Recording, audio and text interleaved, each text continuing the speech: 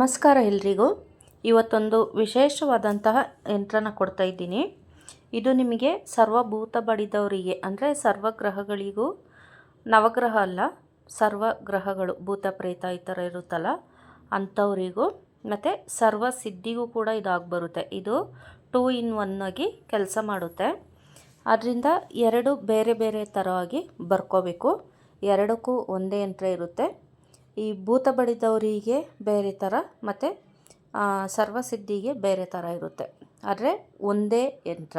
ಆಗಿದ್ರೆ ಮೊದಲನೇಗೆ ನಾವು ಸರ್ವಭೂತ ಅಂದರೆ ಸರ್ವಗ್ರಹ ಬಡಿದವರಿಗೆ ಈ ಯಂತ್ರನ ಯಾವ ರೀತಿ ಬರ್ಕೋಬೇಕು ಅಂತ ತಿಳಿಸ್ಕೊಡ್ತೀನಿ. ಮೊದಲಿಗೆ ನೀವು ಒಂದು ಭುಜಪತ್ರೆ ತಗೊಳ್ಳಿ ಅಥವಾ ಪಂಚಲೋಹದ ತಗಡನ್ನು ತಗೋಬೇಕು. ಅದನ್ನೆಲ್ಲ ಶುದ್ಧೀಕರಣ ಮಾಡಬೇಕು. ಮಾಡಾದಮೇಲೆ ನೀವು ಈ ಯಂತ್ರನ ಕಪ್ಪು ಮಸಿಯಿಂದ ಬರಿಬೇಕು. ಕಪ್ಪು ಮಸಿಯಿಂದ ನೀವು ಇದರಲ್ಲಿ ನೋಡಿ, ತುಂಬ ಚೆನ್ನಾಗಿ ಅಬ್ಸರ್ವ್ ಮಾಡಿ ನೋಡಿ. ಇದನ್ನ ರೀಮ್ ರೀಮ್ ರೀಮ್ ಅನ್ನೋದು ಉಲ್ಟಾ ಥರ ಇದೆ. ಇದು ರೀಮ್ ಅಂತ ಇಲ್ಲ, ರೀ ರೀ ರೀ ಅಂತ ಇದೆ. ಅದನ್ನ ನೀವು ನೋಡಿಕೊಂಡು ಗಮನ ಇಟ್ಟು ನೋಡಿ ಬರಿಬೇಕು. ಮಧ್ಯದಲ್ಲಿ ಅಂಕೆಗಳಿದೆ ಕನ್ನಡದಲ್ಲಿ, ಅದೇ ರೀತಿ ಅಕ್ಷರಗಳು ಕೂಡ ಇದೆ. ಇದಿಷ್ಟು ನೀವು ತುಂಬ ಕ್ಲೀನಾಗಿ ನೋಡಿಕೊಂಡು ಕಪ್ಪು ಮಸಿಯಿಂದ ಬರಿಬೇಕಾಗುತ್ತೆ. ಮತ್ತು ಇದಕ್ಕೆ ಬಾಕ್ಸ್ ಥರ ಇದೆ ಅಲ್ವಾ, ಒಂದು ಚೌಕಾಕಾರದ ಥರ ಇದೆ. ಅಲ್ಲಿ ಪ್ರತಿ ಲೈನಲ್ಲೂ ನೀವು ಒಂದು ತ್ರಿಶೂಲ ಥರ ಮಾಡ್ಕೋಬೇಕು. ನಂದು ಹಿಂದಿನ ವಿಡಿಯೋ ಎಲ್ಲ ನೋಡಿ, ಅದರಲ್ಲಿ ಕೆಲವೊಂದರಲ್ಲಿ ನಾನು ತ್ರಿಶೂಲ ಥರನೇ ಬಿಡಿಸಿದ್ದೀನಿ. ಆ ಥರನೇ ಬಿಡಿಸ್ಕೋಬೇಕು. ಯಾಕೆ ಅಂತ ಹೇಳಿದ್ರೆ ಇದು ಸರ್ವಗ್ರಹ ಬಡಿದವರಿಗೆ ಬೇಗ ನಿರ್ಮೂಲನೆ ಆಗುತ್ತೆ. ಪ್ರತಿ ಲೈನಲ್ಲೂ ನಾನು ಕ್ಲಿಯರಾಗಿ ಹೇಳ್ತಾ ಇದ್ದೀನಿ ನೋಡಿ, ಪ್ರತಿ ಲೈನಲ್ಲೂ ನೀವು ಚಿಕ್ಕದಾಗಿ ಒಂದು ತ್ರಿಶೂಲದ ಆಕಾರ ಬರೋ ರೀತಿ ಮಾಡ್ಕೋಬೇಕು. ಇದು ಸರ್ವಭೂತ ಬಡಿದವರಿಗೆ. ಈ ರೀತಿಯಾಗಿ ಯಂತ್ರ ಬರ್ಕೊಂಡು ಅದಕ್ಕೆ ಅಷ್ಟವಿಧಾರ್ಚನೆಗಳನ್ನ ಮಾಡಬೇಕು. ನೈವೇದ್ಯ ಕೂಡ ಮಾಡಬೇಕು.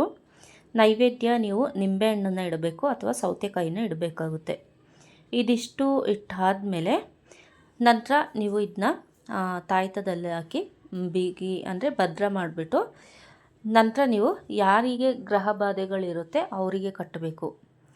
ಒಂದು 3 ನಿಂಬೆಹಣ್ಣನ್ನು ಇಟ್ಕೋಬೇಕು. ಈ ಗ್ರಹ ಬಡ್ದವರಿಗೆ 3 ನಿಂಬೆಹಣ್ಣನ್ನು ಇಟ್ಕೊಂಡು ತಾಯ್ತೆಲ್ಲ ರೆಡಿ ಆಗುತ್ತಲ್ಲ ಅಂಥ ಸಂದರ್ಭದಲ್ಲೂ ಆ ನಿಂಬೆಹಣ್ಣಿಗೂ ಕೂಡ ನೀವು ಪೂಜೆ ಮಾಡಬೇಕು. ಯಾವುದು ನಿಮ್ಮದು ಶಕ್ತಿ ದೇವತೆ ಇರುತ್ತೆ ಆ ಶಕ್ತಿ ದೇವತೆಗೆ ನೀವು ಪೂಜೆ ಮಾಡಬೇಕು. ಅಂದರೆ ನಿಮ್ಮ ಮನೆ ದೇವರು ಇರ್ತಾರಲ್ಲ ಅವರಿಗಾಗಲಿ, ನಿಮ್ಮ ಇಷ್ಟ ದೇವರಿಗಾಗಲಿ, ಯಾವುದಕ್ಕಾದ್ರೂ, ಅಥವಾ ನಿಮ್ಮ ಗ್ರಾಮದಲ್ಲಿ ಕೆಲವೊಂದು ಮಾರಮ್ಮ, ತುಂಬ ದೇವ್ರುಗಳಿರುತ್ತೆ, ತುಂಬ ಹೆಸರೆಲ್ಲ ಹೇಳಬೇಕಾಗುತ್ತೆ. ಈ ಶಕ್ತಿ ದೇವತೆ ಅಂತ ಹೇಳಿದ್ರೆ ಅರ್ಥ ಮಾಡ್ಕೊಳ್ಳಿ. ಯಲ್ಲಮ್ಮ ಆಗಿರ್ಬೋದು, ಮಾರಮ್ಮ ಆಗಿರ್ಬೋದು, ಮುಳ್ಕಟಮ್ಮ ಆಗಿರ್ಬೋದು, ಅಥವಾ ಪ್ರತ್ಯಂಗಿರ ದೇವಿ ಆಗಿರ್ಬೋದು, ಕಾಳಿ ಆಗಿರ್ಬೋದು, ಇಂಥ ಹೆಣ್ಣು ದೇವತೆಗಳು ಇರುತ್ತೆ. ಅಂಥ ದೇವ್ರ ಹೆಸರು ಹೇಳಿ ನೀವು ಆ ನಿಂಬೆಹಣ್ಣನ್ನು ಕೂಡ ಮಂತ್ರಿಸಿ ಇಡಬೇಕು. ಆ ದೇವ್ರದ್ದು ಹೆಸರು ಹೇಳ್ಕೊಂಡು 108 ಸರಿ ಹೇಳಿ, ಅಥವಾ 54 ಸರಿ ಹೇಳ್ಬೋದು, ಇಲ್ಲಾಂದ್ರೆ 21 ಸರಿ ಹೇಳ್ಬೋದು ಆ ನಿಂಬೆಹಣ್ಣನ್ನು ಹಿಡ್ಕೊಂಡು. ಅದನ್ನೆಲ್ಲನೂ ಪೂಜೆ ಎಲ್ಲ ಆದಮೇಲೆ ನೀವು ಸೀದಾ ನಿಮ್ಮ ಗ್ರಾಮದಲ್ಲಿ ಯಾವ ದೇವತೆ ಇರುತ್ತೆ ಆ ದೇವಸ್ಥಾನಕ್ಕೆ ಹೋಗ್ಬಿಟ್ಟು ಅದನ್ನ ಪೂಜೆ ಮಾಡಿಸಿ. ಪೂಜೆ ಮಾಡಿಸಾದ್ಮೇಲೆ ಈ ತಾಯ್ತನ ನೀವು ಅವ್ರ ಕೊರಳಿಗೆ ಅಲ್ಲೇ ಕಟ್ಟಬೇಕು. ನಂತರ ಬರುವಾಗ 3 ದಾರಿ, ಅದೇ ಕೂಡ್ರು ರಸ್ತೆ ಅಂತ ಹೇಳ್ತಾರೆ ಅದನ್ನ, ಅಂಥ ಜಾಗದಲ್ಲಿ 3 ನಿಂಬೆಹಣ್ಣು ಇರುತ್ತಲ್ಲ ಆ 3 ನಿಂಬೆಹಣ್ಣನ್ನ ಮುಂದೆ 5 ಸಾರಿ, ತಲೆಯಿಂದ ಹಿಂದೆ 2 ಸಾರಿ, ಈ ರೀತಿ ನೀವು ನಿವಾಳಿಸ್ಬಿಟ್ಟು 3 ಅಂದರೆ 3 ದಾರಿ ಇರುತ್ತೆ, ಎಲ್ಲನೂ ಒಟ್ಟಿಗೆ ಕೂಡಿರುತ್ತೆ. ಸ್ಥಳದಲ್ಲಿ ಒಂದೊಂದು ರಸ್ತೆಯಲ್ಲೂ ಅಂದರೆ ದಾರಿಲಿ ಒಂದೊಂದು ನಿಂಬೆಹಣ್ಣನ್ನು ನೀವು ಎಡಗಾಲಿನಿಂದ ತುಳಿಬೇಕು. ಹೆಣ್ಮಕ್ಳಾದರೆ ಎಡಗಾಲಿಂದ ತುಳಿರಿ, ಗಂಡು ಮಕ್ಕಳಾದರೆ ಬಲಗಾಲಿಂದ ತುಳಿರಿ. ತುಳಿದ್ಬಿಟ್ಟು ಸೀದಾ ನೀವು ಮನೆಗೆ ಬಂದು ಕೈಕಾಲು ಮುಖ ತೊಳ್ಕೊಂಡು ಒಳಗೆ ಬರಬೇಕು.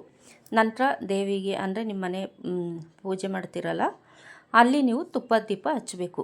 ನನ್ನ ಸರ್ವ ಗ್ರಹಗಳು ನಿವಾರಣೆ ಆಗಲಿ ಅಂತ.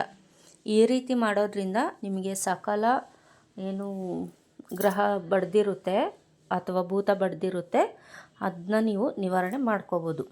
ಇನ್ನೊಂದಿದು ಸರ್ವಸಿದ್ಧಿಗೆ, ಇದು ಚೆನ್ನಾಗಿದೆ ನೋಡಿ. ಇದು ಒಂದೇ ಯಂತ್ರ 2 ರೀತಿಯಾಗಿ ಕೆಲಸ ಮಾಡುತ್ತೆ. ಈಗ ಸರ್ವಗ್ರಹ ಬಡಿದವರಿಗೆ ನಾನು ಹೇಳಿದ್ದೀನಿ ಯಾವ ರೀತಿ ಪ್ರಯೋಗ ಮಾಡಬೇಕು ಅಂತ. ಈಗ ಸರ್ವ ಸಿದ್ಧಿಗೆ ಯಾವ ರೀತಿ ಮಾಡ್ಕೋಬೇಕು. ನೀವು ಬೆಳ್ಳಿ ಒಂದು ತಗಡನ್ನ ತಗೋಬೇಕು. ಬೆಳ್ಳಿ ತಗಡನ್ನು ತಗೊಂಡು ಅದರಲ್ಲಿ ಈ ಯಂತ್ರನ ಯಥಾಸ್ಥಿತಿಯಾಗಿ ಬರಿಬೇಕು. ಅದರಲ್ಲಿ ಏನಿದೆ ಅದೇ ರೀತಿ ನೀವು ಆ ತಗಡಲ್ಲಿ ತುಂಬಬೇಕು. ಇಲ್ಲಿ ತ್ರಿಶೂಲ ಥರ ಏನು ಬರ್ಕೊಳ್ಳೋದು ಬೇಡ, ಇದೇನು ಬಾಕ್ಸ್ ಥರ ಇದೆ ಅಷ್ಟೇ ಸಾಕು. ಇಷ್ಟನ್ನು ಬರ್ಕೊಂಡಾದಮೇಲೆ ನೀವು ಇದಕ್ಕೆ ಕೆಲವೊಂದು ಮೂಲಿಕೆಗಳು ಹಾಕಬೇಕು. ಆ ಮೂಲಿಕೆಗಳೆಲ್ಲ ಹಾಕಿ ನಂತರ ನೀವು ನಿಮ್ಮ ಪೂಜಾ ಮಂದಿರ ಅಥವಾ ದೇವಸ್ಥಾನಗಳಲ್ಲಿಟ್ಟು ಪೂಜೆ ಮಾಡಿ ಆ ತಾಯ್ತದಲ್ಲಿ ಭದ್ರ ಮಾಡಿ ನಂತರ ಇದು ಒಂದು ಒಳ್ಳೆ ವೃದ್ಧಿ ದಿನ, ಸಿದ್ಧಿ ದಿನ, ಹುಣ್ಣಿಮೆಗಳಲ್ಲಿ ಅಥವಾ ಶುಕ್ರವಾರ, ಸೋಮವಾರ, ಗುರುವಾರ, ಪಂಚಮಿಗಳಲ್ಲಿ ಅಥವಾ ನವಮಿ, ದಶಮಿ ಈ ಥರ ಎಲ್ಲ ಬರುತ್ತಲ್ಲ, ಒಂದು ಒಳ್ಳೆ ನಕ್ಷತ್ರ ಇದ್ದಾಗ, ಪುಷ್ಯ ನಕ್ಷತ್ರ ಎಲ್ಲ ಇರುತ್ತೆ, ಅಂಥ ನಕ್ಷತ್ರಗಳೆಲ್ಲ ಇದ್ದಾಗ ನೀವು ಇದನ್ನ ಧಾರಣೆ ಮಾಡ್ಕೋಬೋದು. ಈ ರೀತಿಯಾಗಿ ಧಾರಣೆ ಮಾಡಿಕೊಂಡ್ರೆ ನಿಮಗೆ ಸರ್ವಸಿದ್ಧಿಗೂ ಕೂಡ ಈ ಯಂತ್ರ ಆಗಿ ಬರುತ್ತೆ. ಅದರಿಂದ ಇದನ್ನ ನೀವು ಒಂದು ಸರಿ ಟ್ರೈ ಮಾಡಿ ನೋಡಿ, ತುಂಬ ಚೆನ್ನಾಗಿದು ಕೆಲಸ ಮಾಡುತ್ತೆ.